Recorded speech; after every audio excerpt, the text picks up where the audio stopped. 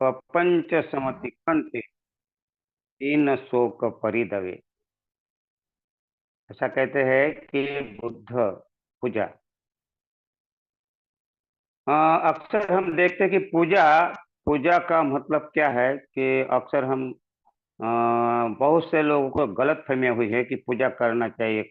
कुछ लोग कहते हैं और कुछ लोग का कहना है कि पूजा नहीं करना चाहिए।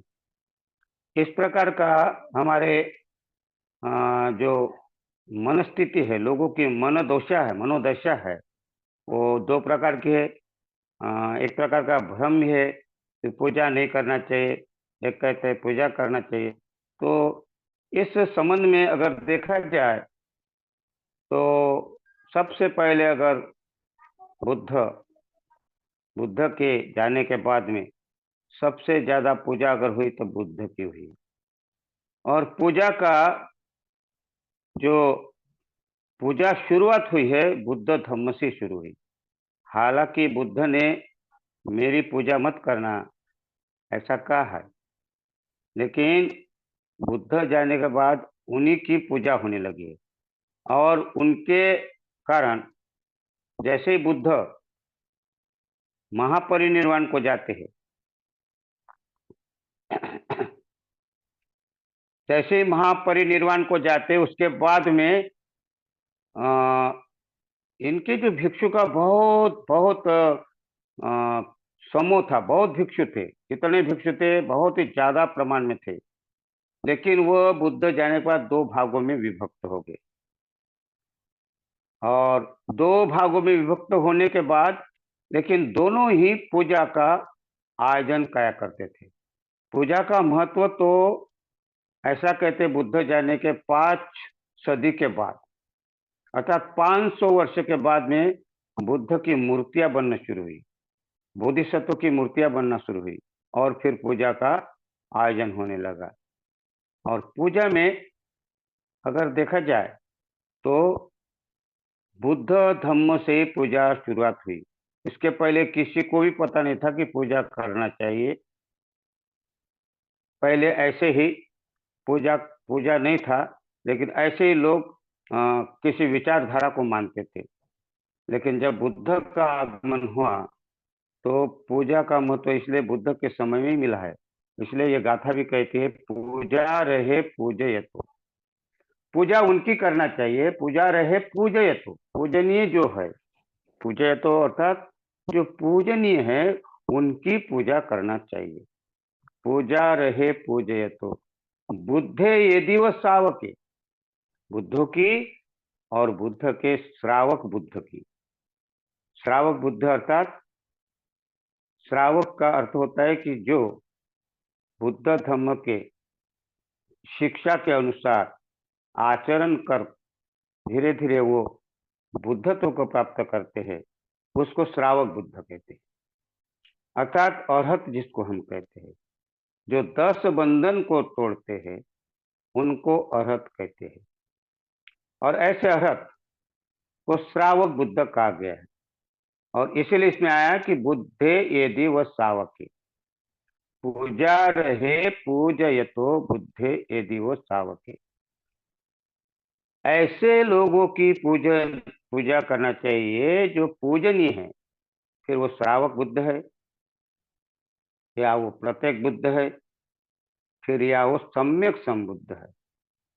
क्योंकि आगे की लाइन कहती गाथा की पंच समति कंते, कि जिन्होंने अपने संसार पर अतिक्रमण कर, प्रपंच समति कंते अतिक्रमण, जिन्होंने अपने संसार पर अतिक्रमण कर अर्थात संसार में प्रपंच, जिसको हम प्रपंच अर्थात आडंबर, जिन्होंने इस आडंबर को पार कर दिया।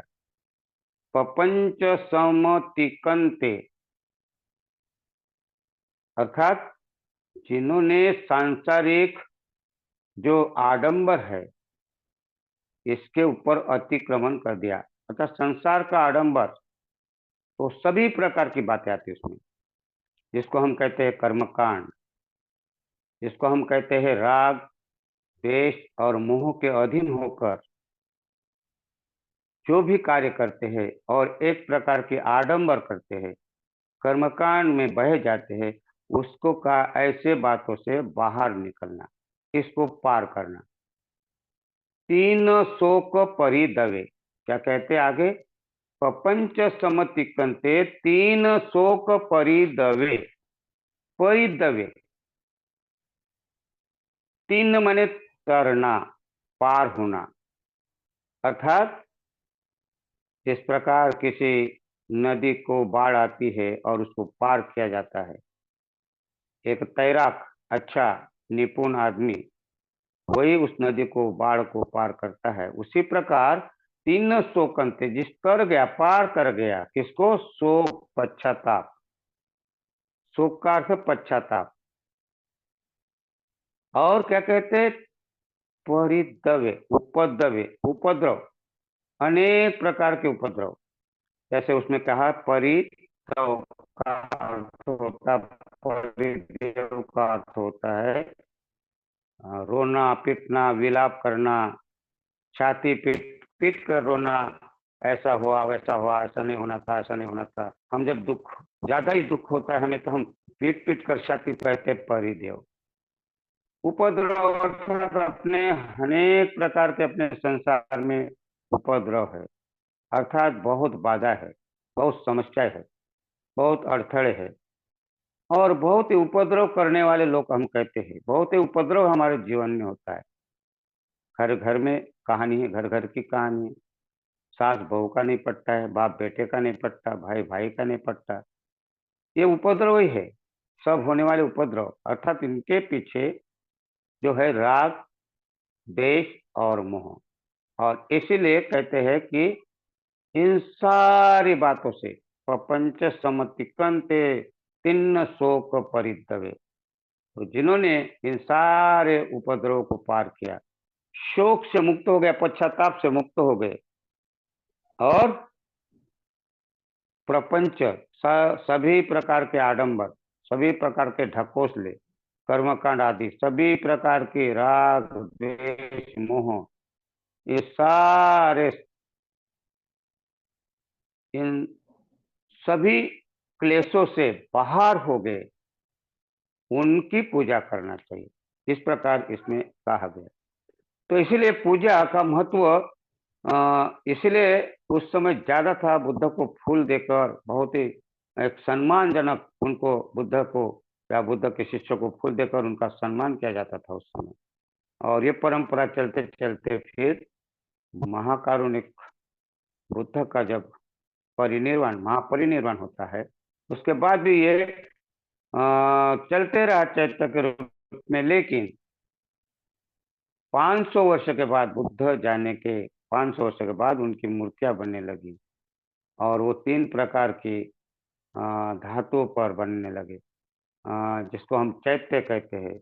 तो पहले धातु पूजा करते थे, और वो धातु पूजा करता था जहाँ जहाँ बुद्ध के जो अवशेष थे, जो क्या कहते बुद्ध की जो अस्थियां थी, या जो भी उनके ऊपर स्तूप बनाया और उसकी पूजा करते थे। और एक आदर सम्मान करने के लिए पूजा करते थे कि बुद्ध कैसे जिए। इसलिए हम कहते हैं पूजा में, क्या कहते हैं? सब्ब सब्ब ठाने सुप्रतिष्ठितम् शारीरिक धातु महाबोधि बुद्ध रूपम सकलम सदा। ऐसे पुरुष, ऐसे महापुरुष के अस्थि या धातु, जो भी है शरीर के भाग अवयव जिसको हम कहते हैं, उनके ऊपर स्तूप बनाकर उनकी पूजा करते थे। इसलिए करते थे कि उन्होंने इतना अच्छा जीवन जिया कि वो 45 वर्ष तक क्या करते रहे? 45 वर्ष तक वो प्रचार प्रसार करते रहे, और उनका शरीर में ना कभी राग दिखा, ना द्वेष दिखा, ना अज्ञान दिखा। और बुद्ध एक महान थे, इसलिए उनके आदर और उनके गुणों की पूजा करने लगे।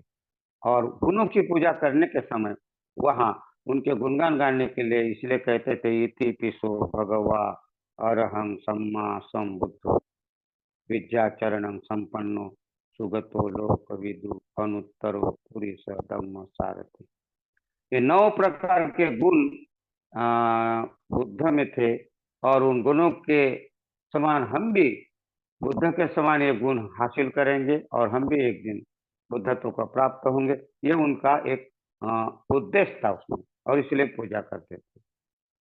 फिर क्या हुआ, 2 भागों में विभक्त हुआ, और फिर 2 भागों में उसके समय फिर स्थैर्यवाद कहने लगे, और फिर उसके बाद में महायान करने लगे। कुछ लोग महायानी अपने आप को ऊंचा समझकर महायानी कहने लगे, और कुछ जो भिक्षु थे वो बुद्ध की जो मूल शिक्षा थी, जो मूल शिक्षा जो बुद्ध ने जो जो उपदेश किया, जो जो बताया, वो उसके ऊपर ही चलने वाले थे। उनका कहना था इसमें हम कुछ नहीं जोड़ेंगे और ना कुछ घटाएंगे। तो बुद्ध की शिक्षा जो थी वो, अगर बुद्ध मान लीजिए पैदल चल रहे थे तो उनका कहना था कि हम भी पैदल चलेंगे। एक प्रकार का बुद्ध जिस प्रकार जिए उस प्रकार ही हम जिएंगे। महायान का कहना था कि अब बुद्ध के समय में कुछ बातें नहीं थी, तो हम पैदल चलने को जाए कुछ गाड़ी घोड़ा का उपयोग कर सकते। तो इन प्रकार का उनका कहना था कि महायान। इस प्रकार के उनके वाद होने लगे, और इस प्रकार ये 2 भागों में ऐसे अनेक कारण हो सकते हैं। एक ही कारण, एक उदाहरण के लिए बताया कि ये जो बुद्ध की शिक्षा से चिपके रहे हैं उनको स्थविरवादी कहने लगे, और दूसरे जो उनको दूसरे जो भिक्षु थे, जो उन्होंने अलग अपना वर्चस्व निर्माण करने की कोशिश की, उन्हें लगा कि हम ये जोड़ना चाहिए, वो जोड़ना चाहिए। आधुनिक परिस्थिति देखकर, वर्तमान की परिस्थिति देखकर हमें बदल लाना चाहिए। इस प्रकार के बदलाव के लिए वो बदलाव की तरफ झुक गए थे, इसलिए महायान। और फिर जाते जाते बुद्ध जाने के बाद में मात्र 125 वर्ष के बाद में ये जो बुद्ध धम्म 18 भागों में विभक्त हुआ, 18 निकायों में विभक्त हुआ। तो उसको 18 लोक संप्रदाय भी कहते थे। और इस प्रकार बुद्ध के एक बुद्ध की शिक्षा जैसी होती, और बुद्ध की शिक्षा के बाद में लोग दूर चलते गए, और शिक्षा वही रही बुद्ध की। 18 पंथ जो बने, या 18 संप्रदाय जो बने बुद्ध धम्म के, लेकिन उनका अपने चलने फिरने उठने में थोड़ा सा फर्क किया उन्होंने, लेकिन तत्व जो थे, पंचशील के बारे में किसी को भी परहेज नहीं थी। सारे पंथों 18 जो पंथ हुए थे, संप्रदाय हुए थे, पंचशील के बारे में किसी को कोई परहेज नहीं थी। पंचशील को सब ने माना। आर्य अष्टांगिक मार्ग से किसी को परहेज नहीं थी। पारमिता के बारे में किसी को परहेज नहीं थी। तो इस प्रकार इन्होंने 18 पंथ जरूर हुए, 18 निकाय जरूर हुए, लेकिन उनका शिक्षा का स्तर जो था, बुद्ध का जो था, वो शिक्षा का स्तर वही था, लेकिन उसमें कुछ सुधार किया। फिर कालांतर महायान में सुधार हुआ। फिर धीरे धीरे कहते हैं नष्ट नहीं हुआ, लेकिन थोड़ा सा ग्लानि आ गई। बुद्ध धम्म के थोड़ा सी ग्लानि आने के कारण थोड़ा सा बीच का जो समय था वो ऐसा रहा कि चुप रहा, बुद्ध के बारे में चुप रहा। और इस प्रकार नाना प्रकार से लोग सम्मिलित होकर बुद्ध धम्म को पूरी तरह नष्ट करने का प्रयत्न करने वालों ने बुद्ध के ऊपर जो मूर्तियां बनाती, सारे भारत भर में जो मूर्ति, जो अवशेष देखते हैं हम जहां जहां, इनके अवशेषों को मिटाने की कोशिश की, और जो मिट नहीं सके उनका रूप बिगाड़ कर उसके कोई अन्य नाम दे दिए। तो जितने भी बुद्ध की पूजा थी वो पूजा उन लोगों ने अपने आप ले ली, बुद्ध के रूप बदल दिए और अपने नाम दे दिए, अपने काल्पनिक नाम देकर उसकी पूजा करने लगे। और देखे जाए तो वही स्तूप बिहार जहां जहां थे उसका नष्ट करने का प्रयत्न किया, और उसके ऊपर उन्होंने दूसरा नाम रूपांतरित करके बुद्ध के नाम को छोड़कर कई कई के तो नई नाम रखकर, कई कई ऐसे नाम रखकर उनका पूजा करके एक प्रकार के उन्होंने एक शुरू किया, और पूजा में फिर आडंबर शुरू हुआ। और इसीलिए फिर हमें आज जो बौद्ध धर्म मिलता है तो हमें लगता है कि हमारी पूजा नहीं है, ये उनकी पूजा है। हम फिर आज बात करते विवाद करते, इसका कारण यह है कि हम अपने संस्कृति को, जो बुद्ध ने पूजा, बुद्ध के समय की जो पूजा होती थी, जो शिष्य थे उन्होंने जो बुद्ध की परंपरा कायम रखी थी, वो नष्ट होने के कारण आगे चलकर इन लोगों ने नाम बदलकर और जो मंदिर, जो बिहार है उसको मंदिरों का रूप देकर उसमें अपने भगवान को ज्यादा महत्व देकर पूजा वही, और उससे भी ज्यादा पूजा करने लगे। इसलिए आज हमको भ्रम होता है कि पूजा करना चाहिए कि नहीं करना चाहिए, और होना ही है। और इसीलिए हमें बड़े सावधानी से इसका ध्यान रखना चाहिए। और इसीलिए ये गाथा कहते हैं, पूजा रहे पूजयतो बुद्धे यदि वो सावके प्रपंच समति कंते तीन शोक परिदवे। इसका अर्थ है कि जो पूजनीय है, तो पूजनीय कौन है? तो पूजनीय बुद्ध है, बोधिसत्व है, श्रावक बुद्ध है, प्रत्येक बुद्ध है। तो उनकी पूजा के लिए क्या कहते हैं कि उनका अर्थ देखना चाहिए। और ये गाथा बुद्ध ने उस समय कही थी कि ऐसा कहते हैं कि एक समय बुद्ध अपने शिष्यों के साथ रास्ते में जा रहे थे। जाते जाते एक जगह ऐसे रुक गए कि वहां एक किसान उस खेत में हल चला रहा था। हल चलाते चलाते उसको देखते हुए बुद्ध वहां रुक गए। बुद्ध रुक गए तो सारे शिष्य रुक गए। उनके साथ में शिष्यों का तो जमघट रहता था बुद्ध के साथ में। और वो किसान की तरफ देख रहे थे। किसान ने जब इधर देखा कि अरे, कोई सन्यासी दिखाई दे रहे, बहुत ही अच्छे नाम है बुद्ध, बुद्ध दिखाई दे रहे, भिक्षु दिखाई दे रहे। उन्होंने अपने वो नांगर, वो जो हल था, वहीं ढील देकर वो इधर आ गया और उनको याचना की कि आइए भगवान, हमारे खेत में आइए। और फिर वो खेत में आने के बाद में वो एक चबूतरा था वहां, और चबूतरा था उसको साफ किया, और उसमें फूल वगैरह ऐसे रखे ही थे। और साफ करके पहले उन्होंने प्रणाम किया वहां, और फिर प्रणाम करके कहते भगवान आइए आप इधर बैठिए।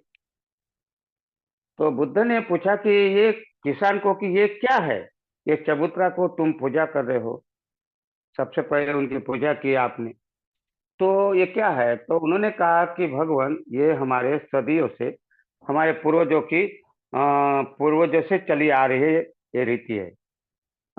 हमें हमारे पिताजी ने कहा कि इनकी पूजा करके बगैर कोई काम नहीं करना। खेत में आते समय पहले इनके दर्शन करना, नमस्कार करना 3 बार, और उसके बाद कार्य करना शुरू। उनके पिताजी ने पिताजी से ऐसे, पिताजी से पिताजी से पिताजी, ऐसी ये परंपरा चली आ रही भगवान, और इसलिए मैं भी इनकी पूजा करता हूँ, ये चबूतरे को। तो बुद्ध कहते तुम ठीक ही कह रहे हो, लेकिन क्यों करते ये तुम्हें पता है? बोलते नहीं भगवान, पता नहीं। अच्छा, लेकिन तुम कर रहे हो, अच्छा कार्य कर रहे हो। तो इधर ऐसा बोले तो भिक्षुओं को थोड़ा अचरज लगा, थोड़ा सा अचंभित हो गए कि बुद्ध ऐसा कहे कि अच्छा कर रहे हो, तुम पूजा कर रहे हो। तब बुद्ध ने कहा, उनको याचना की बुद्ध को, भगवान कुछ इसके, आपके ये कहने का अर्थ क्या है, तो थोड़ा हमें समझाइए। तब बुद्ध ने कहा, पहले कोई अपने अपने पिछले पिछले वो क्या बोलते, सदैव सदैव बीत गई है। तो यहाँ एक कश्यप बुद्ध नाम के, ये उनका सिंहासन था, या उनका आसन था। और या आसन पर बैठकर वो लोगों को प्रवचन दिया करते थे, तो इसलिए वो चबूतरा है उनका, कश्यप बुद्ध का। पहले जो पुराने बुद्ध में, जो हम कभी कभी जिक्र करते ना 28 बुद्ध का, उसमें एक बुद्ध कश्यप बुद्ध आते। और वो कश्यप बुद्ध की वो एक प्रकार की चैत्य समाधि है उनकी। लेकिन कालांतर में वो समाधि का रूप धीरे धीरे बदलते बदलते आज चबूतरे के रूप में आ गया है। लेकिन इन लोगों ने पूजा करना नहीं छोड़ा। उन्हें पता भी नहीं था हम किसकी पूजा करते हैं, भूल गए। लेकिन वो कश्यप बुद्ध की समाधि थी यहाँ, और उनके ऊपर पूजा करते, इस प्रकार बुद्ध कह रहे थे। और तब बुद्ध ने गाथा कहती, पूजा रहे पूजयतो बुद्धे यदि वो सावके। और फिर उसका बुद्ध, कश्यप बुद्ध कैसे थे, क्या क्या उन्होंने क्या किया था, कैसा कार्य कर रहा है, सब बताने की कोशिश। तो ऐसा घटिकार नाम का कुम्हार कुम्हार जो अपना घड़े बनाता है, मिट्टी के घड़े बनाता है, वो उसकी बहुत श्रद्धा थी कश्यप बुद्ध की। और उस समय की बात कहते हैं कि समय ऐसा आवाज नहीं सही आ रही है। था थे, और उनका एक घटिकार नाम का ब्राह्मण, हाँ कुम्हार, मत श्रद्धा रहती थी उनको। सब कुछ देने के लिए तैयार रहता था बुद्ध के लिए। क्या है? नहीं आ रही? हेलो, हाँ आवाज आ रही? हाँ, अब आ रही है, बोलते हाँ, जाओ। आ अभी रही? नहीं आ रही थी। हाँ, नहीं आ, नहीं अब आ आ रही रही बोलते, है। नहीं आ रही बोलते ना।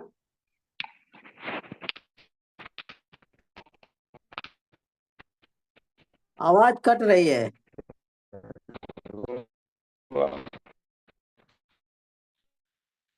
पता नहीं, बीच में कॉल वगैरह आया था ना।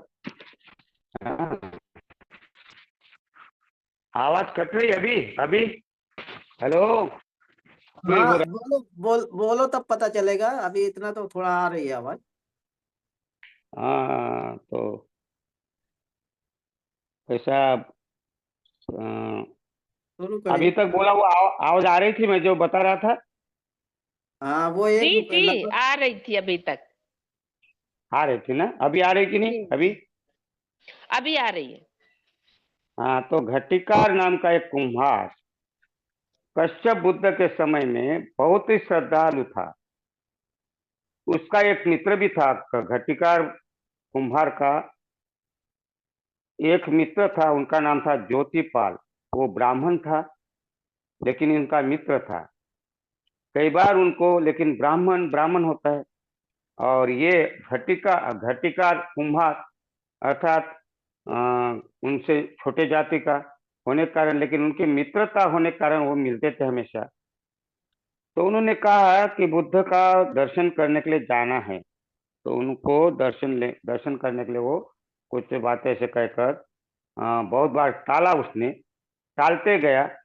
लेकिन एक दिन नदी में जाकर नहाते समय उनके सर पर हाथ रखा, उनके बाल को पकड़ा, ज्योतिपाल के ब्राह्मण के, और बोले कि बुद्ध को देखना जरूरी है, बहुत ही अच्छे बुद्ध है, महाकश्यप आए हैं। इसलिए डालते हैं। तो, तो उनको लगा कि ज्योतिपाल को लगा कि मेरे बाल को हाथ लगाए, उन्हें सर को हाथ लगाए। तो उनको आज तक कोई छोटा जाति का हाथ नहीं लगाता है, लेकिन इन्होंने आज मेरे बाल को हाथ लगाकर कहा कि बुद्ध का दर्शन करने जाना है। तो उसको लगा कुछ ना कुछ बात हो, तो इसलिए उसने हाथ होकार भर वो उनके बात मानकर बुद्ध के पास गए। और फिर कश्यप बुद्ध ने जो प्रवचन दिया उससे वो बहुत प्रभावित हुए। और प्रभावित होने के बाद में ज्योतिपाल कहते कि अपन भिक्षु बन जाएंगे, हम अपना संन्यास लेंगे आज।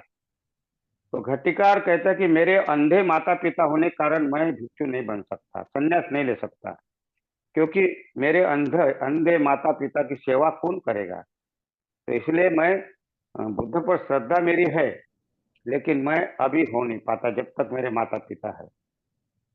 तो तू हो, क्योंकि तेरा परिवर्तन है हो गया, ये बड़ी बात है। और इसलिए ज्योतिपाल ने दीक्षा ली और ज्योतिपाल भिक्षु बन गया।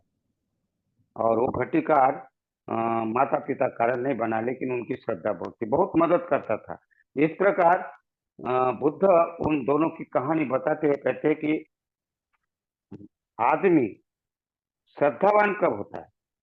तो श्रद्धा कब होती है? तो जब तक श्रद्धा हमारे अंदर त्रिरत्न के प्रति श्रद्धा निर्माण नहीं होती, तब तक हम भले ही बुद्ध की पूजा करते हैं, किसकी पूजा करते हैं? बुद्ध की पूजा करते हैं। त्रिरत्न को हम लोग बुद्धं शरणं गच्छामि कहते हैं, धम्मं शरणं गच्छामि कहते हैं, संघं शरणं गच्छामि कहते हैं, लेकिन श्रद्धा हमारी नहीं होती।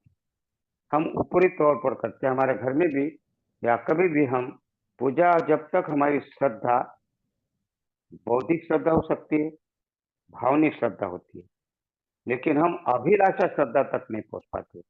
क्यों? क्योंकि हमें बुद्ध क्या है ये हमें समझ नहीं आने के कारण हमारी श्रद्धा भौतिक श्रद्धा में ही रहती है। और इसीलिए तो जो हम जो लड़ाई देखते हैं, झगड़े देखते हैं, अगर किसी बुद्ध का हाथ किसी ने तोड़ दिया, अगर किसी का बाबा साहब का पैर तोड़ दिया, तो हमारी श्रद्धा वहाँ बौद्धिक श्रद्धा जागृत होती है और हम एक दूसरे को मार मिटने के लिए तैयार हो जाते हैं कि हमारे बाबा का हाथ तोड़ा, हमारे बुद्ध का हाथ तोड़ा। इस प्रकार हमारी श्रद्धा जो होती है वहाँ एक हिंसक हिंसा भावना निर्माण करके हिंसक प्रवृत्ति बढ़ जाती है, तो वो श्रद्धा श्रद्धा नहीं है। इसलिए श्रद्धा को हमें समझना पड़ेगा और श्रद्धा के लिए हमें श्रवण करना पड़ेगा। जब तक हम श्रवण नहीं करेंगे तो हमारी श्रद्धा नहीं बढ़ेगी। जब हम श्रवण करेंगे और श्रवण से हमारी श्रद्धा बढ़ेगी और श्रद्धा से धम्म का दरवाजा खुल सकता है। धम्म का दरवाजा तब तक नहीं खुलता, बुद्ध का दरवाजा तब तक नहीं खुलता है, संघ का दरवाजा तब तक नहीं खुलता है जब तक हम परिपूर्ण श्रद्धा, जिसको अभिलाषा श्रद्धा कहते हैं, वहां तक नहीं पहुंचते। बौद्धिक श्रद्धा ने हमें लगता है या लोगों को लगता है कि बहुत श्रद्धावान है, हाँ बहुत दान दिया है, हाँ बहुत अच्छा प्रवचन देता है, बहुत अच्छा ध्यान करता है, बहुत अच्छा पंचशील का पालन करता है, लेकिन वो ऊपरी तौर हो सकता है। क्यों? कि बुद्ध कहते हैं कि जब तक बुद्ध नहीं समझ में आता, और बुद्ध कैसा नहीं समझ में आता है कि बुद्ध कहते हैं, गाथा में कहते हैं, अत्ता ही अत्तनो नाथो, कोई नाथ हो पड़ोसिया, अर्थात आपका कोई भी नाथ नहीं, स्वयं ही नाथ हो। स्वयं समझो, स्वयं जानो, स्वयं नाथ बनो। और जब तक आप स्वयं नहीं बन पाओगे तो आप नाथ कैसे कहलाएंगे? और इसीलिए इनको वो तीन तत्व समझना जरूरी है और वो सुनना जरूरी है। कौन से? अनित्य, अनित्य, अनात्म और दुख। अनित्य, अनात्म और कार्य कारण भाव, ये जब तक हम इसको समझ नहीं सकते, इसी को सुनना कहते हैं। अगर जब तक हम इसको सुनेंगे नहीं, और सुनेंगे नहीं तो सुनने के बाद में उसका चिंतन नहीं करेंगे, और जब तक हम चिंतन नहीं करेंगे तो हमें कैसे समझ पड़ेगी? अर्थात अनित्य अनित्य अनित्य बोल दिया तो कोई फर्क नहीं पड़ेगा। अनित्य बोले लेकिन समझ आई क्या? नहीं आई। तो अनित्य अगर है तो किसी भी घर में झगड़ा नहीं होगा। जिस दिन अनित्यता समझ में आ जाएगी, किसी भी परिवार में झगड़ा नहीं होगा, किसी भी समाज का समाज के साथ झगड़ा नहीं होगा। क्यों? क्योंकि अनित्यता समझ में आई तब। लेकिन हमें अनित्य बोलना और उसको आत्मसात करना फर्क है। और वो धम्मचक्षु सम्यक दृष्टि जब निर्माण होती है तभी हम अनित्यता क्या है समझते हैं। और इसीलिए सुनना और सुन पर चिंतन करना और प्रैक्टिकल करना, इसी को कहते परियति। परियति अर्थात सुनना, लेकिन सुनना ही काम नहीं होता है। तो उसके ऊपर जब तक हम चिंतन नहीं करेंगे, उसका हम प्रैक्टिकल प्रयोग नहीं करेंगे, तब तक हमें ऐसा समझना है कि श्रद्धा निर्माण नहीं होती। इसलिए वहां कहा है कि सब्बे संखारा अनित्याति, सब्बे संखारा दुखाति, सब्बे संखार, सब्बे धम्मा अनत्ताति। अर्थात क्या कहते हैं? सब्बे संखारा अनित्याति, सभी संस्कार अनित्य है। सभी सब्बे संखारा दुखाति, सभी प्रकार के संस्कार दुखमय है और सभी धर्म अनात्म है। यदा पय्याय पश्यति, ये जब तक हम प्रज्ञा से नहीं जानेंगे, प्रज्ञा, यहाँ प्रज्ञा आती है, और जब तक प्रज्ञा से नहीं जानेंगे तब तक हम अपने दुख को नष्ट नहीं कर सकते। जिस दिन हमें ये प्रज्ञा से समझ आ जाएगी तब हम अपने दुख को निब्बिदा में अंत करते, निब्बिदा में अंत करते। निब्बिदा अर्थात बहुत दूर की बात है, जिसको हम कहते हैं कि जब आदमी के अंदर दुख दुख दुख करते करते करते जब रास्ता मिल जाता है तो श्रद्धा निर्माण होती है। श्रद्धा निर्माण होती है तो उसके बाद में उसका रूपांतरित आनंद में निर्माण होता है, आनंद निर्माण होता है। आनंद निर्माण होता है तो उसके बाद में प्रीति निर्माण होती है। प्रीति निर्माण होने के बाद में प्रसब्धि निर्माण होती है, प्रसब्धि निर्माण होने के बाद में सुख निर्माण होता है, सुख निर्माण होने के बाद में यथाभूत दर्शन होता है। यथाभूत दर्शन अर्थात यहाँ हम सम्यक दृष्टि का उदय हो गया ऐसा समझते हैं। और यहाँ तक अगर जाने के लिए बहुत स्टेप बाय स्टेप है, और इसलिए श्रद्धा हमारी यहाँ, जब तक हम यहाँ यथाभूत दर्शन तक नहीं पहुंचते, यथाभूत दर्शन माने यहाँ समझो कि सम्यक दृष्टि निर्माण हो गई है, यहाँ धम्म चक्षु खुल गया है, इस प्रकार का यहाँ से शुरुआत होती है।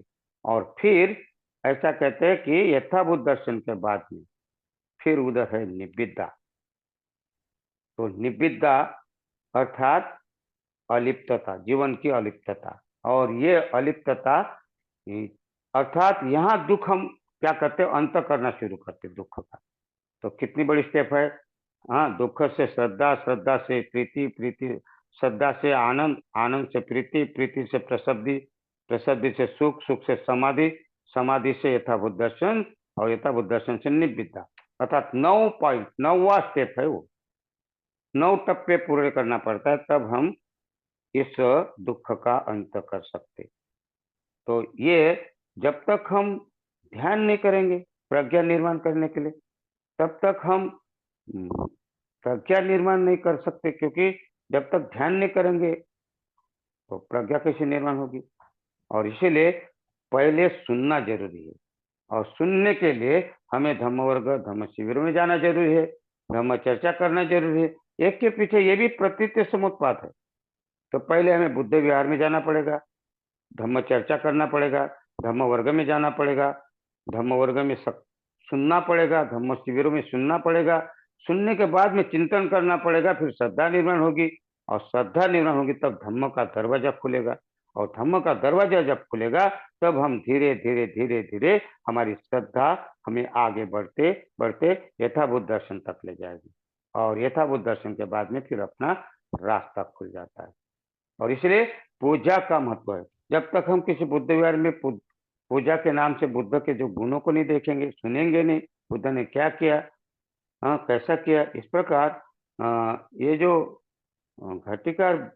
घटिकार कुम्हार है और ज्योतिपाल जो ब्राह्मण है, बुद्ध इसी प्रकार उनको समझाते समझाते, उनका मन परिवर्तित करते करते जीवन क्या है फिर बताते बताते धीरे धीरे वो बुद्धत्व की ओर ले जाते, और उनको ऐसा लगता कि अभी हमें दीक्षा लेनी चाहिए, और तब वो दीक्षा लेते हैं। इस प्रकार बुद्ध अपने गौतम बुद्ध अपने शिष्यों को बताते हैं कि कश्यप बुद्ध ने यहाँ घटिकार और ज्योतिपाल को किस प्रकार संदेश दिया था, तो पूजा का कितना महत्व है।